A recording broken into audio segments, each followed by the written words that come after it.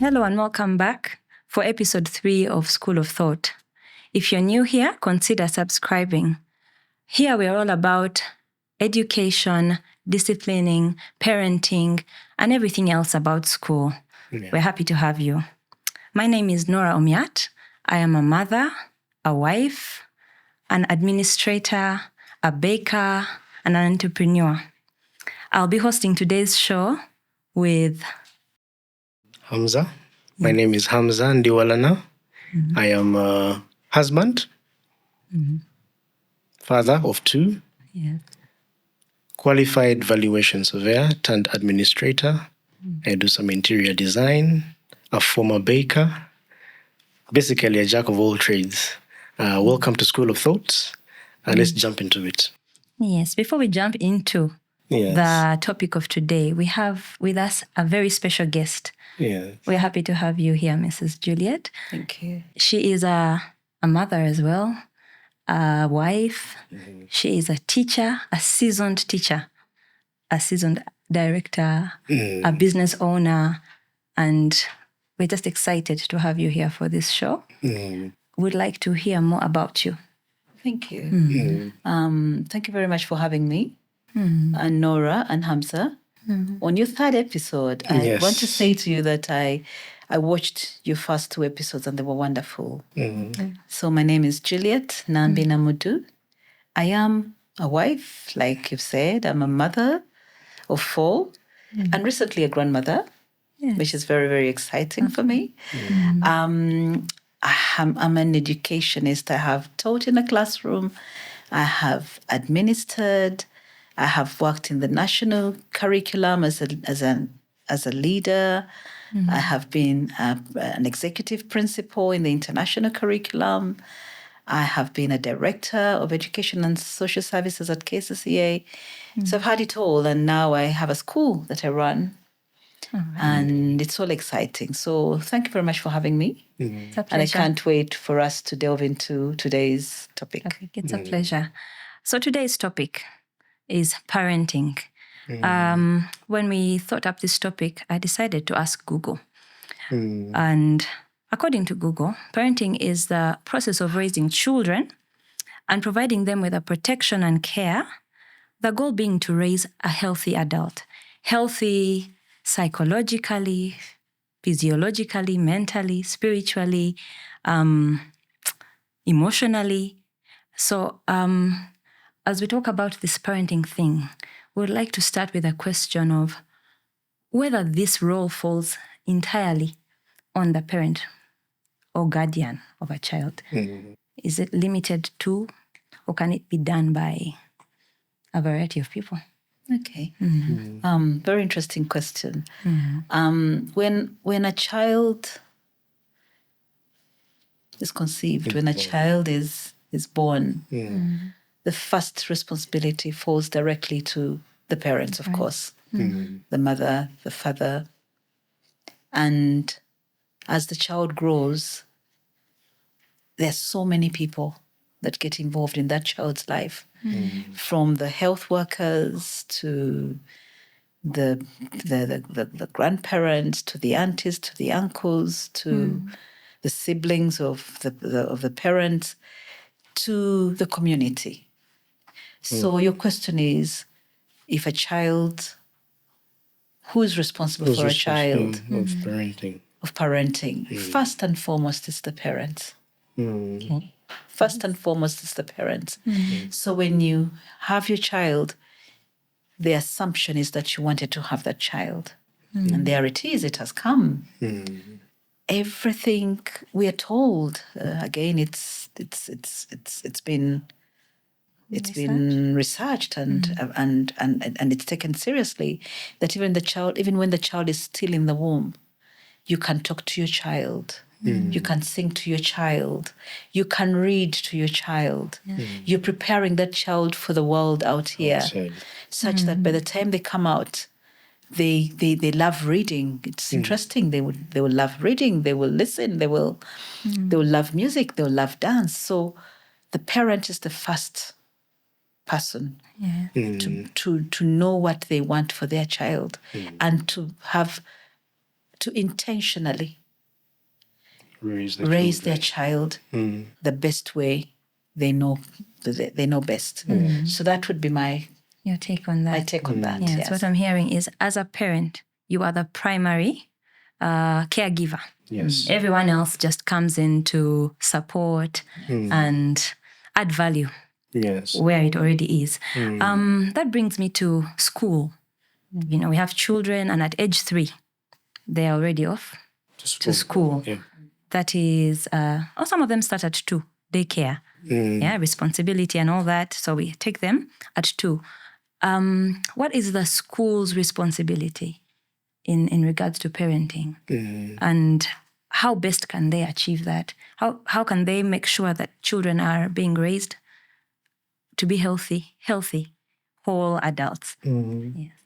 So we'll start with what you said, 2-year-olds who have been taken to a creche. And those are spaces that are very, very important to working mothers. So when this baby is brought to the creche, definitely parenting starts with the caregivers in that space. The child will have to be taught how to use the potty. They will have to be taught how to sit, these caregivers now take on the responsibility of the mother during the day to ensure that this child's milestones in growth and development are met, are achieved. They are responsible for the nutrition of that child. So what are they feeding that child on? How are they treating the child? Are they loving them? Are they singing to them? Are they reading to them? Are they playing with them? Are they talking to them?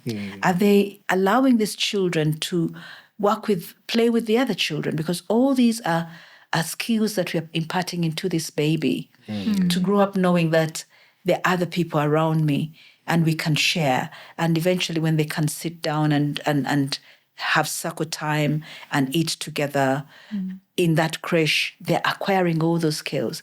Now, the child goes into the nursery school.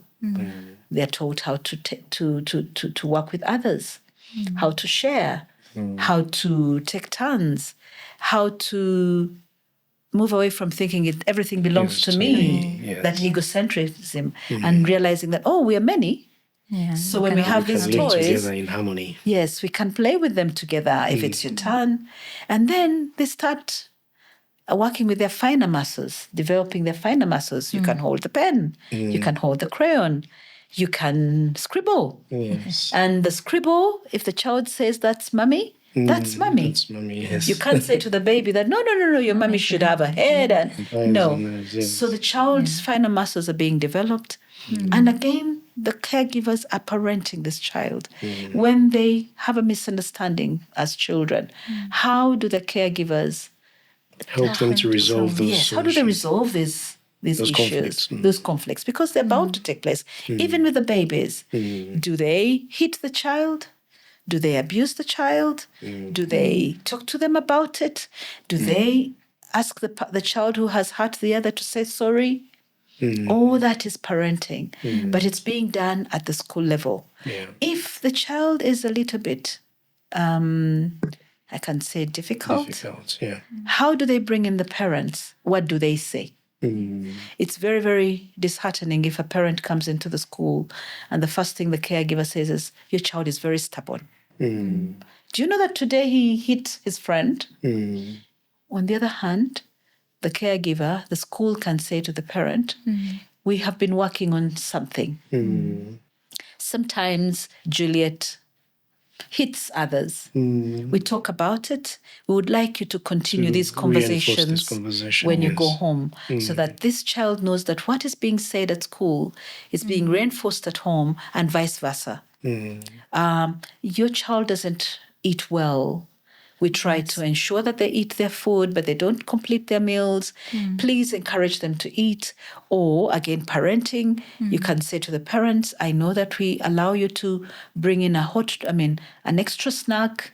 Could you please pack healthy snacks so that the parents do not just drop anything that they find. They will definitely look at, is it a fresh juice? Is it a healthy snack?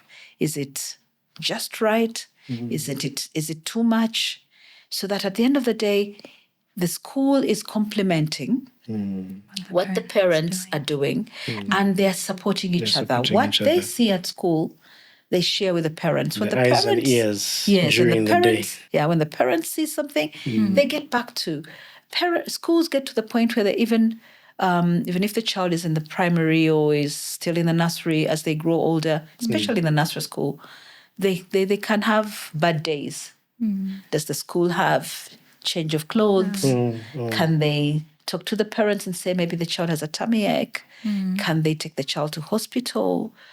So that where the parent is, they're comfortable. They know that the school is holding their values dear and is helping them to bring their child up the way they would want to, and that they're a team.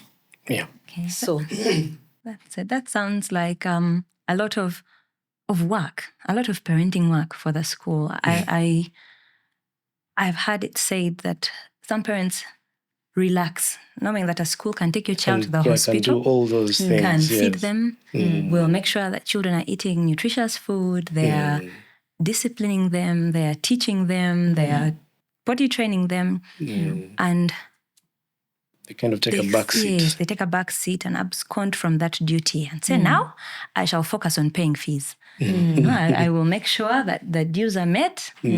Now, do everything concerning this child. Yes. It's a disadvantage to the child. To the child, yes. As a parent, you have the bigger say. Your voice will always sound louder for a child. It's important to know what you want for your child and then decide on how to get it done. Like you've said, pick a good school, be present for communication, listen, make time to visit, make time to pack a healthy snack, at least being involved in what they're eating in one way or the other. It's not a one-man journey. The school can't do it all. And we agree, as a parent, you can't do it all. When people come along, they support you, but you continue carrying your child. Very true. Mr. Hamza, you have a question for our guest. Please go ahead. Well, in that regard, knowing that raising a child is a collective responsibility, both of the parent and the community. Now, community, in our case, we're using the school. There is a bit of a trend towards individual parenting, where, as you've said, I have my values that I want to impart in my child. And then that means that only I get to discipline, only I get to reprimand or direct. Nobody else should, because they do not align with what I believe. What do you think about that? Because it's a growing concern. We've kind of moved away from the communal parenting, and which has been helpful for most of our children, and going into more individual, single-minded, I would say. Do you think it's a good thing, or? I'll give an example. Yes. Child X comes to school, and like you said, we've realized that Nora beats her friends. She doesn't know how to share. She gets maybe aggressive and she fights. In the event that I am talking to a parent about it, it's very easy nowadays for a parent to take offense, even if I've curated the words to fit a kind communication, but still hit the mark that this is actually what we are dealing with. It's so easy for parents nowadays to take offense. If the neighbor says, your child threw stones at the car, and I told them to stop, and I sent them back home, and I told them to stop playing that game. Parents easily take offense now. Before, you could be spanked by the neighbor. Say, Mommy, what are you doing loitering? Because I am responsible for you just as much as your parent. You shouldn't be outside at this time. Head home. Or you should not be stealing the cassava, or you should not be hitting the cat. I can actually talk to you about it and address it. Without necessarily, yes, your parent will be happy. Not necessarily involving your parent hello, please, now this is what has happened. Please come. I can deal with it and inform your parent and she'll be glad. How do we deal with that now? I know that times have changed quite a lot, and there's so many extremes, really. You have people who will not even help discipline their children themselves, but at the same time will not want anyone else to do that. But I still believe that if you're in a school setting, the school are the ones in charge. And as long as they're not given the power, yes, as long as they are not Hurting. hurting the children, there's some do's and don'ts that must be rules and regulations. I shouldn't even call them do's and don'ts. That's why schools have rules and regulations.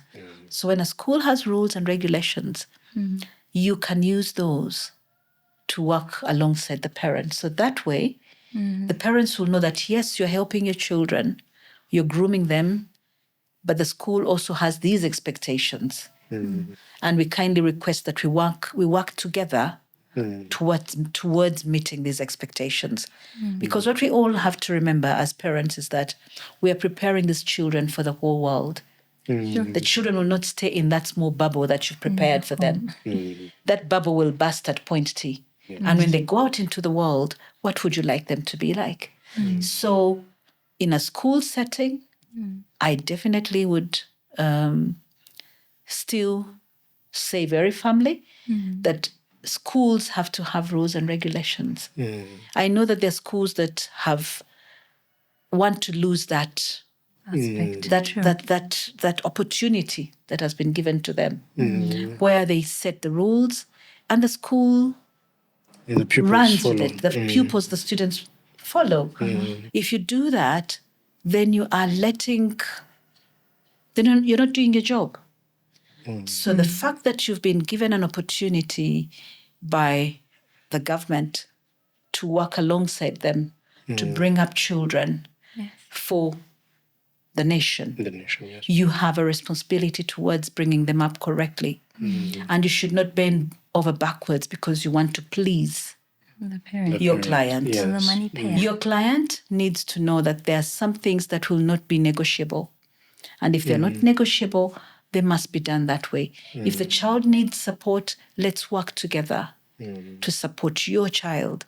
Because at the end of the day, if we do not do that now, the repercussions in the future will be huge. Yeah. So if the child is in a school setting, the school has guidelines that they follow, they need to emphasize them and remind the parents in the meetings that they have with them on a regular basis that these are the things that we will allow to happen. These are the things that we will not allow to happen. There are schools as well that will say we are very broad-minded. We will not, there is nothing wrong with anything that children do. Okay? We just help them to understand and appreciate and learn through their mistakes and then eventually become better people. But I believe that even when that is happening, there is a goal. The child might go through all these hiccups, but the intention of the school is that eventually, by the child learning on their own, by experiencing, by falling, by tripping, by standing up, eventually they want this child to stand up and shine and learn from their mistakes and be better. So whichever way you want to look at it, whichever curriculum you're using, the bottom line is this child should eventually live in the community or in the global village and fit. And fit. Yes. All right. That's amazing. In regards to disciplining, again, for me, I keep referring to back then and now. Disciplining for me, when I was growing up, was quite firm. Yeah, it was the literal meaning of spare the rod and spoil the child. Yeah, the road was not spared, I would say. But there is an ongoing trend of gentle parenting where talk to the child. Be nice to the children. If the child is climbing on the TV, be like, Buju, please come down from the TV. Or if the maid is reprimanding your toddler, Papa Muleke, he's young, you know. He's a baby. Yet, you know, for us, when we're growing up, if you're climbing on the TV, you just hear a slap on the back, and you're down and you're seated, and you're never going to go back. So, are we moving in the right direction? Or is there a need for parents to be firm? You know, those are very interesting discussions. and they'll be looked at by different people in different ways. But I'll speak as a Ugandan, as an African. Yes. And say that sparing the rod does not mean that you let your child to get spoiled. Should not lead to spoiling your child. The government of Uganda, the Ministry of Education and Sports, has a full policy on corporal punishment. And the fact that it should not be carried out, administered. It should not be a means of disciplining children in schools. And for some teachers who in the past thought that the only way they could discipline children was by not sparing the rod, they must have found it very difficult to adjust to. Accordingly. Yes. You have these children, they're in a boarding section. There are many. You have to keep them organized. They have to do the right things at the right time. But they're only children, like you say, they're bujus. And at some point they will want to do funny things. But you can't hit them. Yes. It has enabled parents and teachers alike to think of other strategies to use to help the child. And as a teacher myself, who initially used to use a bit of the cane many years ago. Yes. And I remember when I was starting to teach, and then the kids would say, Miss Namudu's cane does not hurt. She's not strong. She doesn't have a strong hand. To a teacher who eventually appreciated the fact that you don't have to teach to beat the children to help them understand. Have come to appreciate what that means. That actually these little souls understand. Have ears. They have ears. And they listen. Yes, the ears can be used. You don't have to hit their bottoms for them to do what you want them to do. You can talk to them. I mean, with the younger children, they even have time out where you say, okay, you can sit in that space and you think about what you've just said to your friend. And when you think you're ready to get back into the circle, you will come back. And when you come back, you must have the right words to say to Juliet that will enable you to come back. So I have really come to appreciate the fact that the rod is not necessary. But that doesn't mean that you don't help your children to have responsibility. So there is this whole idea of the children have their rights. Yes, they have their rights. But many times, parents and schools and alike, the community, forget that while they have their rights, they have a responsibility towards themselves and towards their friends and towards the community. So if you do the two, allow them to have the rights, they should speak. Children of today, if you say to them that get out of the lunch area, it's already, the bell has rung, they're supposed to be in their classes. One of them might say, but why? I was still tying my shoelaces. Why are you asking me very harshly or very hurriedly to go back to class? They speak. They have a voice. We should allow them to do that. But then remind them of their responsibilities. That you just imagine if all of you decided to tie your shoelaces 10 minutes past 2 and you move into class very late, will you have a lesson? So the child reflects on what you're talking about and they want to do better. The other way of disciplining children is to show them now is to show them more of their good side. You know what, Hamza? You did this so well. I'm so proud of you. I think if I give you this other activity as well, You'll be able to do the you'll be same. able to do it. If you're in a home, you were able to, you washed the dishes so well. And you dried them beautifully. And I've never done it this way. Yes. This child, every time So he's they on take at pride the in sink, doing those things. he'll even put on his music and wash and do it better because you have seen the good. Acknowledged. You've acknowledged what they've done and you've seen their good side. Yeah. And now because you are looking at them positively, they want to continue to be positive. Sometimes when the child only listens to the negatives, they'll say, after all, they say I'm stubborn. Bad. Yes. I may as well continue being stubborn. Yeah. So disciplining children in this day and era does not require a cane. The teachers in school do not require, they don't have to Walk around with their stick. walk around with their stick, because then the stick takes away your credibility and the children see you as the stick. Whereas if you walk in and you actually keep quiet, I have done this many times. You're on assembly and when you walk to the stage, the children are still murmuring Mumbling. and you just stand. Quiet. Everyone is like, huh? What's You happening? keep quiet. The moment they see you Silence falls. and you are quiet, you're not shouting, stop talking, Maida. You don't need that. Adding to the noise. You're adding on to the noise. You just stand, relax, also sort yourself, Yeah. and give them a few minutes to whisper. They see you, they will keep quiet and They'll follow. they'll follow through. No, follow. So I hope I've answered your question. Yes, you have. Yes, you have. There is of course, the situation that parents are in now is one where they need to put in a lot more effort to look for money for their needs, for school fees, to survive.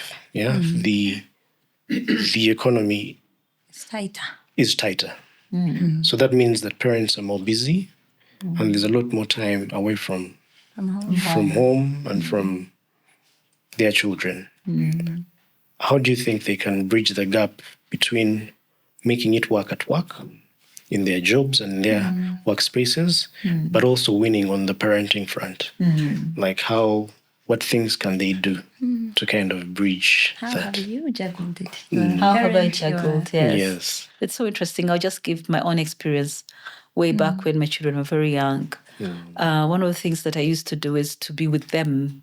Maybe the job I was doing was enabling me to do that. But if we were in school, they would be in school with me. I know that they would get tired if I had long hours, but at least I would make sure that while they're with me, there is a cup of tea that has been prepared for them. There is a snack that they can have. And therefore, they're not tired. If they're young, they can sleep and rest. Yeah. And what's very interesting is that sometimes when we would get home, when the light is still, it's not yet dark. No setback, yes. Then they would run around the house. It's like, today we can see the light made it around our house. We made it earlier. Yes. But so I'm saying that in twofold, that it's true. As parents, we can be very busy. The work timelines are very heavy on us. Yeah. And making time for your children might be difficult. But what I need to remind all parents is that you have to be intentional. Intentional with your children. However busy you may be, you must be intentional with your children. You must create time. If the children are day scholars and you are the one who drops them, unfortunately, many of the children these days, I don't know if it's unfortunate. This isn't unfortunate. It's an easier way. And many countries do that anyway, where children are taken to school by bus. Yes. So I shouldn't even say it's unfortunate. It is the way of life. Yeah. So the children have been taken to school in the bus.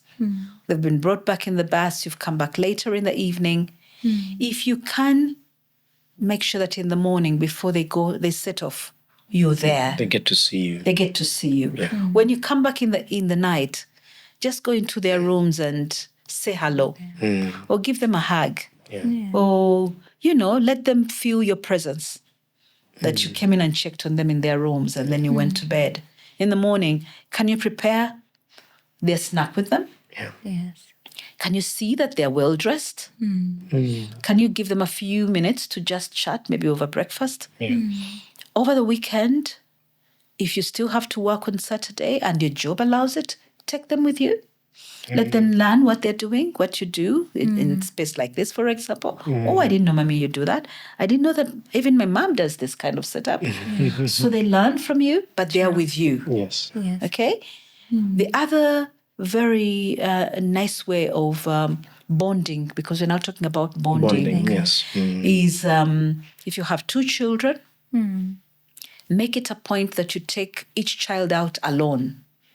And when I say out, I'm not talking about expensive places. I'm not saying go to this big hotel and, prove a point. No. You can even take a walk. You can even take a walk on your village. Yeah. Yes. And as you do, it's very interesting what we listen, what we hear, the conversations we get with our children, the moment we give them The ear. the ear. Yes. Yeah. They open up. Many times when the children are more than one, there are those who are louder than others. Yes. So the quiet ones will not be heard. But if you say, Hamza, today let's go for a walk up the hill. I'm going to do some exercise. Let's go up together. Of course, sometimes Hamza will say, oh, Mommy, I don't want to walk. No, it's healthy for you. Let's go for a walk.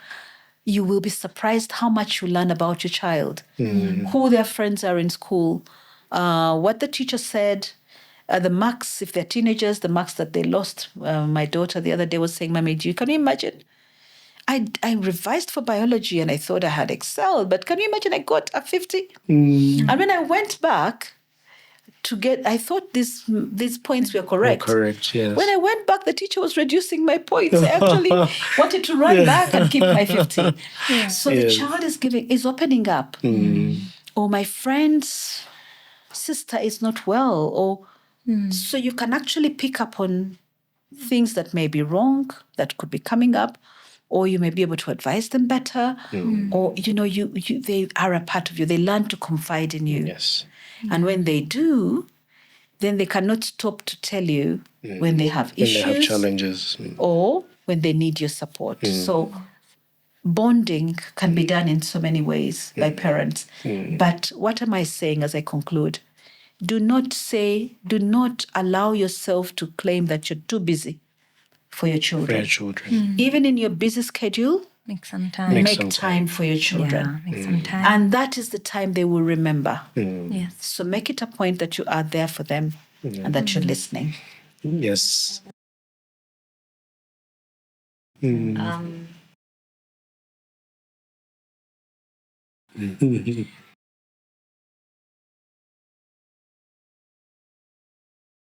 Because when I did, I could hear.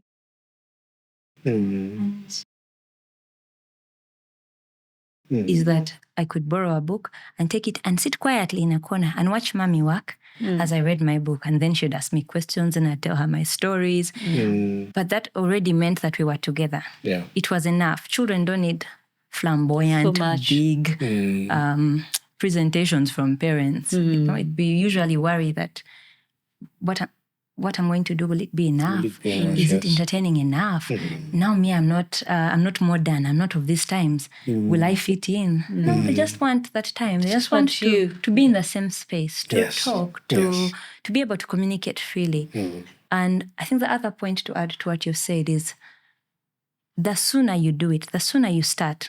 When they're young, the easier it will get. The bond will get. Yes, because the bond becomes strong. And then when you're asking your teenager to, I don't know, go to the salon with you or take a walk with you, it's not... Or carry boxes, because that's the business that you do. Come to work with you. Or sell the maize. The maize, yes. It's not a far-fetched request. They're not wondering why all of a sudden Mommy wants to talk to me. What did I do?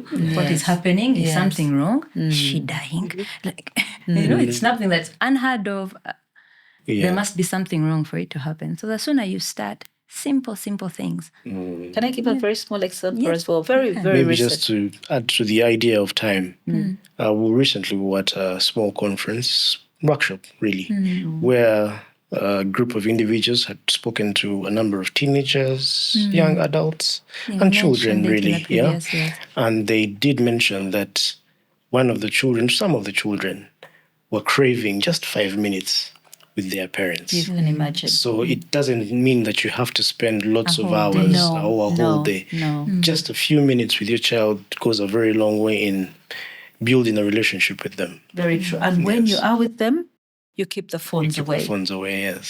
So don't make yourself working. busy. But I wanted to share very quick something that I saw yesterday. I went for a walk up the hill. We call it our village. So I went up for a walk. And when I was walking up the hill, there was this family I know. The father is a mason. Masons are the builders. Yeah. And he's working on his house himself. Okay. Progressively. So he had his children, his son, his little son of about the age of 9, and they were painting their gate. And he was doing it with his son. And when I was passing by, I said to him, I'm very happy to see you working with your son. Child, yes. Because tomorrow he will not be afraid to do that. And you never know what he will be. And when I walked back down, the dad had stopped, had showed him what to do. Yeah. And the little boy was painting the rest not of the gates Yeah. the way his dad had taught him. So yes, our children don't need a lot of time, but they need some time with them. Me time with them. Yes. That speaks so much into training and actually being the parent of a child. If that child could do the gate, paint it, the way their dad did it, it's because they've learned something. They've not been thrown at that job unaware, but someone who has impact in their life has told them, this is how we do it, this is how I want you to do it, and now you can do it. It goes back to teaching values, to teaching family beliefs. What are we? Who are we? Even if you go out there, yes, this is how daddy has taught you to do this. This is how mommy has taught you to do this. You then find children who very easily follow. Not because teacher has said, not because now my friends are doing this, but because someone at home was intentional. And we forget that we are our children's superheroes. So when they see us, if you say it, it should be correct. Yeah. I will follow it with my whole heart. I will think twice if I'm Before breaking. it acts out of the. If I'm doing something that will hurt my parent, I'll think twice. We should actually get away from the phrase, teacher, if you tell them, they will hear. You should be able to tell them as well. You should be able to tell them. They should You're actually the first person to tell them. Yes. That if mommy said it, even if a stranger comes and tells me otherwise and says, no, this is how it's done. You'll stick to I'll what say, your mom has said. My mom said it. And I trust her. She wants what's best for me. She wants what's best for me, yes, that is true. Yeah. All right. Yeah. We are soon coming to the close of this episode. And it's been a pleasure. Yeah. A real pleasure having you with us. Thank you. We thought about which parent do we aspire to be like? And we thought about you. We love your values. We've seen your children. And when we have our children, we'd like them to grow up in a similar manner. Responsible, hardworking, to say the least. Yeah. I would like you to share what you'd want to be remembered by. Your children, how you'd want them to remember you. Okay. Yes. It's very interesting. Well, I would like my children to remember me for first and foremost, knowing that I have their back. Awesome. I have their back no matter what. That they can be creative, they can think of crazy ideas, that they can fall sometimes, they can make some mistakes, but even when I have reprimanded them, at the end of it all, they know that I have their back. So I would really want my children to remember me by the fact that I'm always there for them. I would like my children to remember me for instilling discipline in them. Okay. And hard work and commitment. But most of all, integrity and honesty. because I have examples of these. One of my children would go to a school, and then when he would come home, every end of term he would lose something at the very end of the term.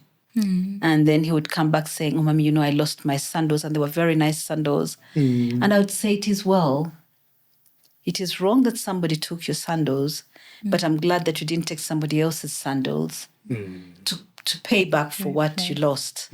So I'd like my children to grow up knowing that no matter what happens to you in your life, as long as you have integrity, as long as you're honest, the world will be a good place for you. Those values will be treasured, and they'll be seen by so many people, and they'll keep you in a good place. So, yeah, it's interesting. Thank you so much for sharing a beautiful time with us. Thank you. We look forward to having you again, maybe on another topic. You never know. But we've really learned a lot. We hope our viewers have enjoyed this talk show. Yeah. They've This learned something episode, new. We'd like you to share in the comment section. How are you finding parenting? What's new? What's different? What are the challenges? Let's learn from one another. Let's help each other. We are working together. The children, like it was said before, come into the society, and we all want our children to fit in and to become somebodies and be excellent and stand out. So let's work together in that regard. And we'll see you again in our next episode. Thank you for watching. Yeah. And goodbye. Goodbye.